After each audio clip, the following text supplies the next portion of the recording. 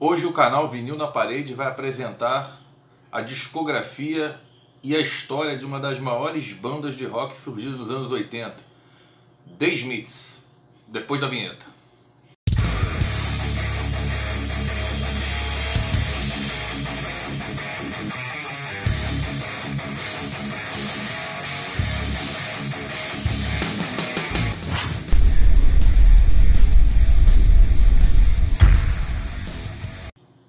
Fala galera, eu sou o Sandro, do canal Vinil na Parede.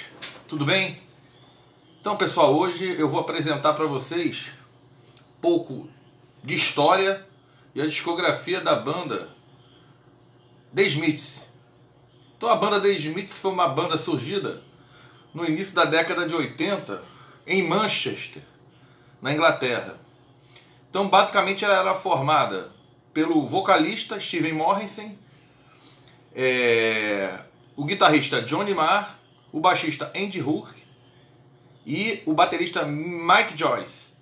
Então, na verdade, como iniciou a história do The Smiths? Então, tanto Johnny Marr quanto Morrison eram filhos de irlandeses que acabaram morando na cidade, que foram morar na cidade de Manchester, né? Ali no final da década de 1960. E o Johnny Marr já era um guitarrista, não vou dizer famoso, mas ele já tinha circulado por várias bandas. Só que ele nutria em seu inteiro o quê? Uma vontade de ter a sua própria banda. E ele ficou sabendo que existia um cara que escrevia letras e escrevia passagens em jornais, que era o Morrissey. Só que ao mesmo tempo que ele sabia disso, o que ele pensou? Ele pensou que ele ficou sabendo que o Morrison era um cara assim de difícil, era aquele cara isolado, um cara que não falava, não tinha amigos, não falava com muita gente. E o Johnny Marr, ele botou na cabeça dele que ele queria fazer um encontro, como aconteceu, por exemplo, com John Lennon e o Paul McCartney, como o Mick Jagger com Keith Richards. Então, que ele fez? O Johnny Marr, uma determinada manhã, bateu na casa do Morrison, isso, e disse que tinha ideia de fazer uma banda, e ali se iniciou uma amizade, e começou-se o quê? Durante a explanação, eu vou dizer que o The Smiths ele foi uma banda que ela foi minuciosamente planejada pelos dois, mas também ela foi bem planejada o início, mas o transcorrer da carreira e o final foi que realmente acabaram com a banda, né? Então tem-se muitas teorias, né? Que foi o guitarrista que acabou com a banda, que foi o Morrison que queria... Nada disso. Então vocês vão ver aqui no transcorrer do vídeo, né, que basicamente eles não brigavam. Eles eram grandes amigos, o Morrison e o Marr. Bom, então, a partir dessa amizade, eles começaram a procurar os dois outros integrantes que acabaram aparecendo, que foi o Andy Rourke e o Mike Joyce. E por que o nome The Smiths? Então, na verdade, eles queriam ligar a banda a uma coisa simples. Então, o The Smiths seria mais ou menos que os Silva aqui no Brasil, né? Então, era um nome bem comum na Inglaterra. Então, eles botaram The Smiths, os Silva, né? E outra coisa, a escolha do nome tem também a vontade do Johnny Marr de ter um nome curto e um nome vencedor. Então ele pensava muito em The Beatles, The Clash, The Who, até os Stones, né? Porque é Rolling Stones, mas o pessoal chama The Stones, né? Então ele tinha essa vontade de ter um nome curto que marcasse bem o estilo e a banda. E é uma banda que é muito difícil você definir o estilo. Então, na época, quem fazia sucesso naquela época era Echo e The Bunnymen, Depeche Mode, Duran Duran. Então, eles tinham um som basicamente diferente de todos esses, de todas essas bandas que eu falei. Então, é uma banda que tem uma discografia curta, né? Então, tem muitos discos que as pessoas não sabem que não são discos de carreira, são coletâneas. Eles são vistos como discos de carreira, mas são coletâneos. Então eles têm, o The Smiths mesmo, ele tem 4 discos de carreira, 5 coletâneas, um disco ao vivo e muitos singles. Por que muitos singles? Porque na Europa era uma mentalidade, as bandas lançavam o quê? Antes de lançar o LP, o grande, eles lançavam o quê? Singles. Então geralmente o single ou tinha uma música ou tinham 2 músicas, que era a música principal de trabalho num lado e uma outra música no outro. E muitas vezes a banda não botava os singles nos LPs. Até para quê? Primeiro para valorizar os fãs que compravam os singles, né? E depois para quê? Para valorizar o disco. Então ele falava assim, pô, vou botar o single no disco, ninguém vai comprar o single. Então, na verdade, muitos dos discos do The Smiths são coletâneas porque reuniam o quê? Singles de lado A e B de single. Então a banda começou lançando um single chamado Hand in Glove, que foi um single que tocou muito, né, tocava muito em Londres, mas que não levou o The Smiths pode-se dizer, a um grande sucesso.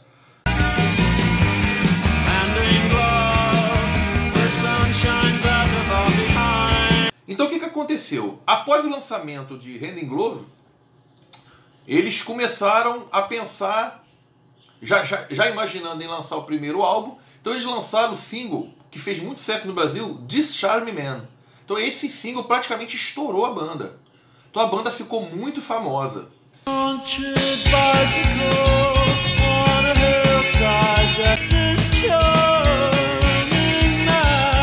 Então basicamente ele tinha o Hand in Glove, o Discharge Man e Handsome Devil. Bom, isso aí levou o quê? As gravadoras a procurar. Então eles começaram e assinaram com a Rogue Trade, que era uma gravadora grande para bandas alternativas. E aí já começa o primeiro problema, né? Como eu vou dizer aqui no vídeo. Então, na hora da divisão dos valores, o que ficou acertado? O Morrissey, ele era o letrista da banda. O Johnny Marr fazia as músicas e tinha os outros 2 integrantes. Então o que eles fizeram? Normalmente, as grandes bandas, né, dividiam tudo. Então, por exemplo, você vê o U2, o R.E.M., independente de quem compunha, até porque todos fazem parte daquele grupo, daquele trabalho, né? Então aí já começou o primeiro problema. O Morrissey, né, impôs o quê? 40% para mim, 40% para o Johnny Marr e 10% para os outros integrantes. Então, na época, o empresário deles, um pequeno empresário deles, tentou argumentar que isso aí seria ruim, mas não foi aceito. E vocês vão ver na sequência, né, que um dos motivos de ter terminado a banda é porque a banda The Smiths não tinha empresário, né? Então o Morrissey colocou na cabeça dele que tudo aquilo ali, todos os contratos, todas as atividades tinham que ser feitas pelo Johnny Marr, que além de tudo era o compositor e o guitarrista da banda. Então durante muito tempo, isso aí foi o que aconteceu. É uma banda, ou seja, o empresário é aquele que faz os contratos de show, que faz os contratos de gravação. Então, ou seja, o Johnny Marr era sobrecarregado na banda. Mas durante algum tempo aquilo ali não atrapalhou, né? Então, com o passar do tempo, em 1984, a banda lança o seu primeiro disco, que é esse aqui, ó, intitulado mesmo The Smiths, né? Então, quando o disco foi lançado, o que aconteceu? Muita gente criticou o disco, primeiro, porque ele não tinha o maior sucesso da banda, como eu falei, que era qual? Discharge Man, que tinha saído o quê? Num single. E Handsome Devil tinha primeiro single, o Hand in Glove tinha. Então foi um disco que começou. Ele é um disco muito cru, e os críticos falam muito do som dele, foi dizendo que ele foi mal produzido, né? Então na época o próprio Morrissey dizia que o The Smiths era muito forte ao vivo. Então ele pegou um produtor um pouco sem experiência, que é o John Porter, e na verdade o disco não refletia, né, a voracidade das músicas do The Smiths. E ainda é engraçado que o pessoal também criticou essa foto aqui. Essa foto aqui é um ator no filme Flash. Também reclamaram, vou abrir aqui para tentar mostrar, que os integrantes, a foto séria, que não mostrava interação entre eles, as letras muito pequenas, então tudo foram motivos de crítica. E também tem uma música, Suffer Little Children, que durante uma época ela foi muito criticada, porque essa Suffer Little Children ela falava sobre um casal que sequestrou e abusou de 5 adolescentes, né? Então, era uma música que quando começaram a prestar muita atenção na letra, começaram a criticar, até através da família das vítimas, o Morrissey, pela letra escrita. Mas na verdade a letra era uma homenagem, né, a essas pessoas, esses adolescentes que foram mortos, tá bom? Então esse aí é o primeiro disco, né, do The Smiths, né, lançado aí em 1984. Logo após o primeiro disco, eles tipo assim, eles não tinham uma rotina. Nós vamos passar um tempo gravando, um tempo fazendo show. Então eles faziam tudo. Então eles faziam show, eles gravavam single. Então na sequência desse primeiro disco, né, eles já começaram a gravar vários singles. Dentre eles, How Soon Is Now, bem conhecido, Heaven Knows I'm Miserable Now, Girl Afraid, saiu, e o Williams Are Really Nothing. Então, o The Smiths ia gravando, ia fazendo show e meio que não ia se planejando. Então chegou uma época, até no mesmo ano, o Morrissey, porque as músicas que eles foram gravando, como How Soon Is Now e Heaven Knows I'm Miserable Now, meio que explodiram a banda. Então o Morrissey teve uma ideia de fazer o quê? De lançar uma coletânea.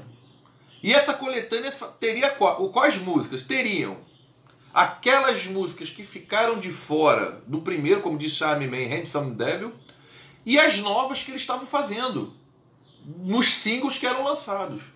Então a banda foi meio que contra, mas o Morrissey meio que bateu o pé junto e decidiram lançar essa coletânea aqui, que muita gente pensa que é um disco de carreira. Não, é Heart Full of Hollow, né? E essa coletânea explodiu no Reino Unido, provando assim que o Morrissey estava certo, né? Ok? Então, com essa coletânea, o The Smiths começou a vislumbrar uma possibilidade de ir para os Estados Unidos, né? Tá ok? Então foi lançada The Smiths Heart Full of Hollow. Girl afraid, where do his intentions lay? I was happy in the haze of a drunken hour. You shut your mouth, how can you say? Bom, então com o lançamento de Heart Full of Hollow, né, o The Smiths praticamente já tinha 2 obras, muitos singles, né? E como eu falei, esse disco, Heart Full of Hollow, ele tinha um acabamento muito bom, era uma capa dupla e bem produzido, trazia foto da banda dentro, e ele era relativamente barato em comparação aos outros discos. Então era em torno de 3,99 euros na época, ou dólares, né? Ou libras, digo libras, né? Então, na sequência, o The Smiths entrou em estúdio para gravar, teoricamente, o seu segundo disco, que é esse aqui, ó, Mitch's Murder, que, ao contrário do primeiro disco, foi um disco que estourou, fez muito sucesso. Então o título, Mitch's Murder, ele reflete o que? O Morrissey era vegetariano, então ele sempre criticou muito quem comia carne, né?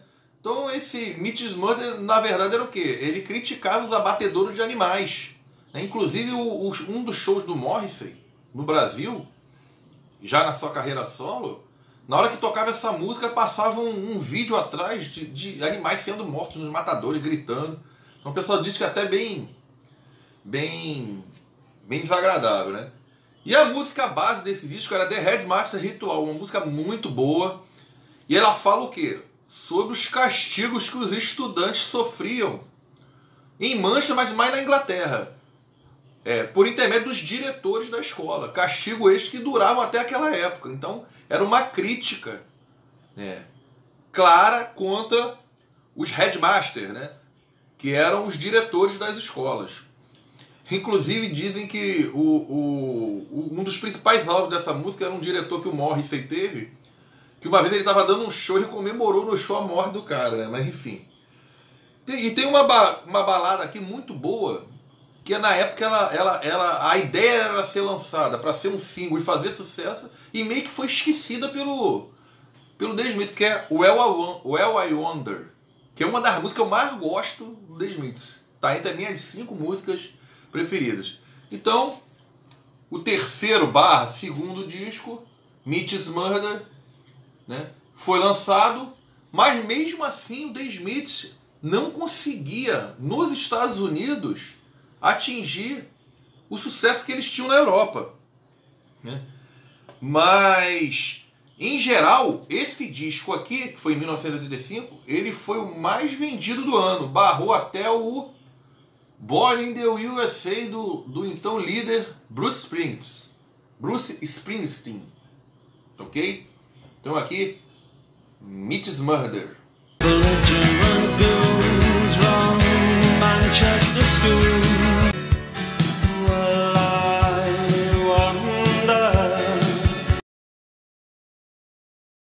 Então, após o segundo disco, o Mitch's Murder, o The Smiths continuou na sua balada, na sua tocada, que era o quê? Compor músicas e fazerem shows, né? Então eles continuaram compondo, fazendo show e lançando singles. Então em agosto de 1985 eles lançam uma das músicas mais famosas do The Smiths, que é The Boy with the Turn His Side, né? Então uma música que também foi lançada por um single. The boy with the thorn in his side. E a curiosidade, um problema que começou a acontecer nessa época com o The Smiths, que foi culminar depois lá na frente com um dos motivos de ter da banda. A banda, principalmente o Morrissey, era contra os videoclipes. Então, quem sabe, em 1965 começou a estourar o que? A MTV. Então, o modo da banda vender disco e ficar famosa e ganhar dinheiro era através dos clipes da MTV. Só que o Morrissey era totalmente contra. Então, o que na época a gravadora fez? Ela pegou How Soon Is Now, com uma porção de imagens que não aparece praticamente nem a banda, e criou meio que um clipe. Só que a gravadora pressionava, e como eu disse no início isso aí era um posicionamento do Morrissey. Mas o Johnny Marr sempre apoiou o Morrissey. Então, se o Morrissey não... Ele achava importante, mas se o Morrissey não queria, então eles não vão fazer clipe. Então vejam, que eu falei lá no início do vídeo, o que a falta de um empresário, né, causa. Por quê? Porque eram muitos assuntos para ele discutir. Era show, era disco, era single, era porcentagem dos integrantes, e por aí vai. Ok? Então, em 1985 também, eles começaram a gravar os singles que culminariam, na minha opinião, com o melhor disco deles, que é o The Queen's Dead. Vocês devem estar estranhando, esse disco normalmente ele é verde, né? É porque esse aqui, ele está no box comemorativo de 30 anos, né? É uma edição remasterizada. Então esse disco aqui tem a própria The Queen's Dead, que foi uma das músicas que fez mais sucesso.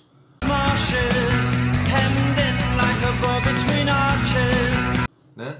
E aqui, na verdade, a rainha está morta, mas na verdade o título provisório desse disco seria Margaret on Guillotine, contra Margaret Thatcher, né? Mas depois eles mudaram o nome, então The Queen's Dead.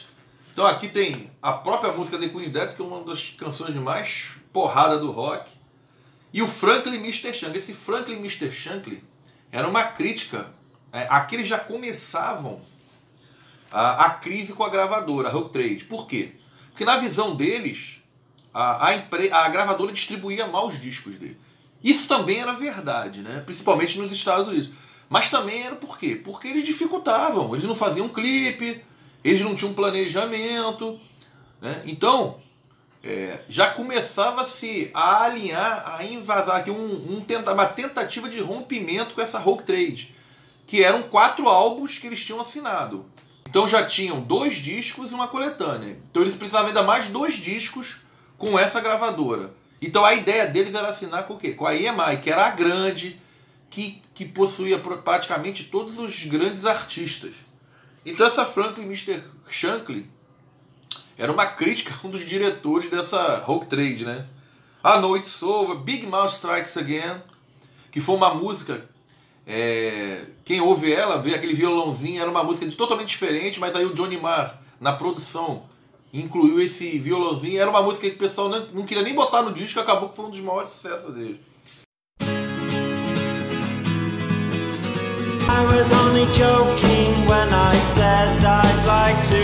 Então, o terceiro álbum, né, é o The Queen's Dead.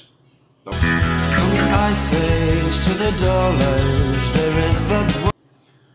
e o que aconteceu?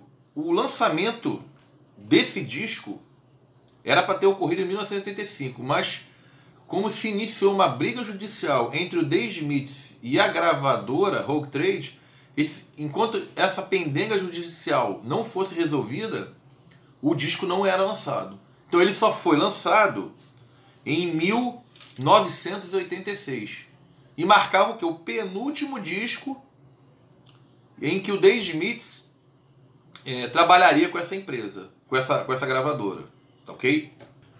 Então, após o lançamento de The Queen's Dead, um grande sucesso, né? O The Smiths continua a mesma tocada como eu estava dizendo durante a história, né? Então ele gravou 2 grandes sucessos, Ask e Panic. Então 2 músicas que fizeram bastante sucesso também, incluindo em singles.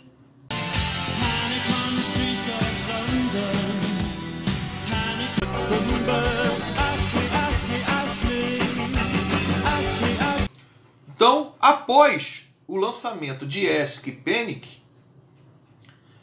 a gravadora, que ainda teria direito a mais um disco, que seria o último do The Smiths por aquela gravadora, pediu autorização para lançar uma coletânea. Na verdade, foram lançadas 2 coletâneas.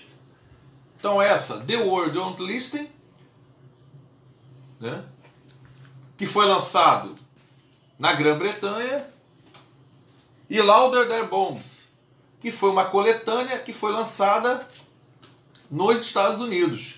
Então, basicamente, elas têm as mesmas músicas, com a diferença que esse disco aqui, ele tem uma música, You Just Have Earned It, Baby, que é uma música que não tinha lugar nenhum, nem single. Então, e os fãs reclamaram, pô, vou ter que comprar o disco por causa dessa música. E para surpresa, foi um dos discos mais vendidos do The Smiths na Inglaterra, foi esse aqui. Que é, na verdade, uma coletânea. Então aqui tem, além de Panic e Ask, e Just Have Earned It, Baby, tem Shoplifters of the World, que é nova, There Is a Light That Never Goes Out, do The Queen's Dead, tem Big Mouth Strikes Again, The Boy with the Turn His Side também, que era The Queen's Dead, enfim. 2 coletâneas. Muita gente pensa até que esse disco aqui, ele é de carreira, mas não, são coletâneas, né? Então mais 2 coletâneas aqui na obra do The Smiths. Bom, então após o lançamento dessas 2 coletâneas, o The Smiths foi para os Estados Unidos para fazer a turnê da coletânea, que era o Louder Than Bombs. Paralelo a isso, a gravadora estava preparando o lançamento do último disco, que era esse aqui, ó. Strange Way, Here We Come.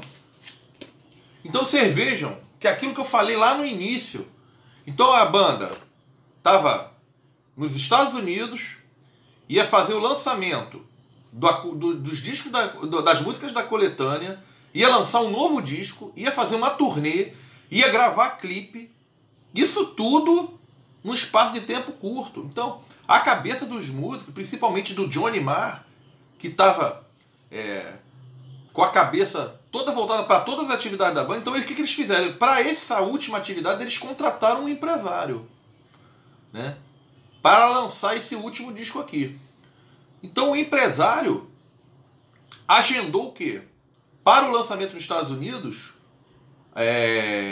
um clipe. Por quê? Porque a gravadora estava pressionando, porque a MTV queria clipe das músicas, principalmente Ask, Panic, Big Mouth Strikes Again, e o Morrissey era totalmente contra.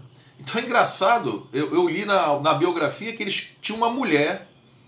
Essa mulher era responsável por fazer os músicos que não queriam fazer determinada coisa fazer. Então ela tinha sido contratada já para tratar com Mick Jagger, com outros. Então essa mulher foi para os Estados Unidos, ela passou 3, 4 dias com o Morrissey, fez uma amizade com ele, entendeu? Porque ele, como eu disse, ele era um cara muito fechado, de modo que amoleceu o coração dele para ele ir nessa gravação desse clipe.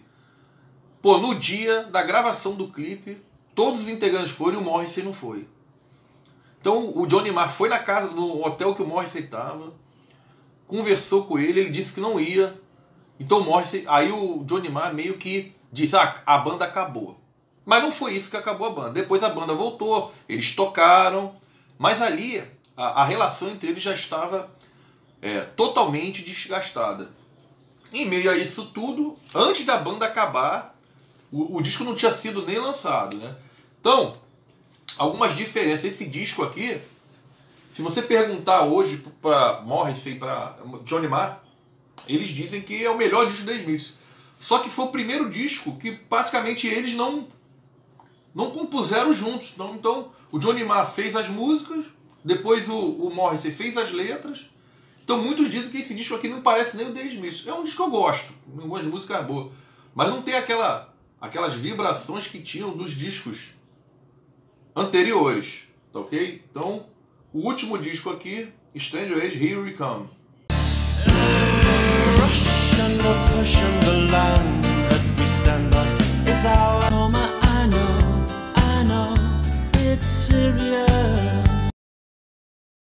Então, após o lançamento do Strange Age, Here We Come, antes do lançamento a banda já tinha até acabado, né? Não tinha sido divulgado. O disco foi lançado em setembro e essa briga do Johnny Marr com o Morrissey foi mais ou menos em junho. Então o lançamento, eles meio que esconderam que eles tinham terminado, né? Então o disco foi lançado e ainda no ano seguinte, já com a banda acabada, foi lançado esse disco aqui ao vivo, Rank. Muito bom, um disco bacana. Então aqui tem um show quase completo, mas não tem um show completo. Mas quem comprar aquele box que eu falei do Queen's Dead, tem todo esse disco aqui, mais os ao vivo daquele monta esse show completo, entendeu? Tudo em LP. Então a banda acabou. Então, assim, na minha concepção, depois de ter pesquisado, depois de ter lido as biografias, quais são os fatores? Então, muita gente diz que eles eram inimigos. Eles não eram, eles não brigavam, nem o Morrissey, eles só brigaram nesse último fato que eu falei. O Morrissey era um cara extremamente apegado a dinheiro, então ele não queria ter um empresário para não pagar. Então ele achava que o empresário você ia pagar. Ao mesmo tempo, ele era um cara que não quis dividir os royalties com a banda. Então, na verdade, ele quis 40% para ele, 40% para o guitarrista Johnny Marr e os outros ganhando 10%. Então isso tudo foram coisas que foram se somando e culminaram no fim da banda, né? O alter ego, não, então o Morrissey, ele tinha um jeito particular de ser. Inclusive, ele disse em algumas entrevistas depois que ele fora do palco ele era uma pessoa. Quando ele entrava no palco, ele mudava, ele era extravagante, ele brincava, ele se relacionava com o público. Inclusive, eu tenho shows do Morrissey em carreira solo, você vê que ele tem uma empatia muito grande com o público, mas ele pessoalmente é uma pessoa reservada. Aí diziam que ele era gay, ele não era gay. Na verdade, ele é aquele cara assexuado, ele dizia, né? Então, por que diziam que o The Smiths, é porque o Morrissey é gay, toca em banda? Não, porque o The Smiths no início ele tocava em casas pequenas que eram casas de gays. Então, quando começaram a ligar a imagem dele com gays, ele também falou que não. Ele não era. Então, ele era uma pessoa difícil. Só que o Johnny Marr, durante toda a história, ele sempre apoiou o Morrissey. Entendeu? Então, isso que dizem que eles viviam brigando, isso é mentira. Eles eram grandes amigos, né? Outra coisa que colaborou. Após aquela briga que eu contei, em que o Morrissey não foi participar do videoclipe, depois eles tocaram junto mais 2 vezes. Só que começou-se a publicar fofocas na Inglaterra que o The Smiths tinha acabado antes do lançamento do último disco. Pô, aí o que o Johnny Marr fez? Pegou o telefone e ligou para o jornal e disse que era verdade, que o The Smiths tinha acabado. Só que o Johnny Marr depois disse que ele fez aquilo meio que para o pessoal chamar ele de volta. O que os outros integrantes fizeram? Começaram a correr atrás de um outro guitarrista. Aí o Johnny Marr ficou puto. Entrou na justiça e falou, não, o nome The Smiths é meu também. E ali estava selado o fim do The Smiths, né? Então, se você vê as entrevistas hoje, o Johnny Marr fala, pô, se fosse hoje, eu não teria ligado para a empresa. Aí você vê o Morrissey. Não, se fosse hoje, eu não teria escolhido um outro guitarrista para fazer aquele negócio. Então, na verdade, é aquilo que eu falo, é o orgulho, né? Então, hoje o Morrissey tem uma carreira boa, aí depois disso aí, o Johnny Marr participou de vários projetos, ele chegou a tocar com Pretenders, tocou mesmo com Echo e The Bunnymen. O Morrissey tem uma carreira solo. Pô, o Morrissey tem uma carreira solo. O The Smiths lançaram 4 álbuns. O Morrissey tem 14 álbuns. Né? Então, mas não tem assim, na minha concepção, não tem o mesmo brilho que tinha com The Smiths. E outra coisa, um ano e meio depois do Ted The Smiths, o Morrissey já lançava, pra mim, o disco dele, que é o melhor, o primeiro, Viva Hate. Uma banda que tinha tudo para ser uma das maiores bandas, acabou, né? Nem foi pelas brigas, foi por pequenos detalhes, né? E hoje, ao ler a biografia, você conversa com esse último empresário, ele diz, eram coisas assim que davam para ter sido resolvidas, bastava um ou outro abrir mão de alguma coisa, né? E o Morrissey falou, não quero empresário, quem tem que fazer tudo é o Johnny Marr. Só que o Johnny Marr estava super estressado. E eles reconhecem que se o The Smiths, em vez de terminar, tivesse dado uma pausa, tipo de 5 anos, ou de 5 meses, digo, o The Smiths estava até hoje, como fez o R.E.M. Então ele cita na biografia muito o exemplo do R.E.M., que chegava a épocas, o R.E.M. ficava 1 ano, 2 anos sem gravar, só que o vocalista, o Michael Stipe, queria gravar, só que ele pensava, pô, isso aí vai ser bom, o Peter Buck fazer o que ele quer. Aí o Peter Buck lançava disco, participava de shows e voltava revigorado. E a banda durou até 2008, acabou, todo mundo bem, e acabou porque eles quiseram. E o The Smiths, com todo esse potencial, ficou em apenas 4 discos. Tá bom, pessoal? Então era isso que eu tinha pra vocês. Muito obrigado aí. Desculpe o vídeo ter ficado longo. Foi uma pesquisa bacana que eu consegui fazer. Li ali a biografia do The Smiths e dos dois, uma do Morrissey, que não é muito boa, e do Johnny Marr também. Até a próxima e muito obrigado.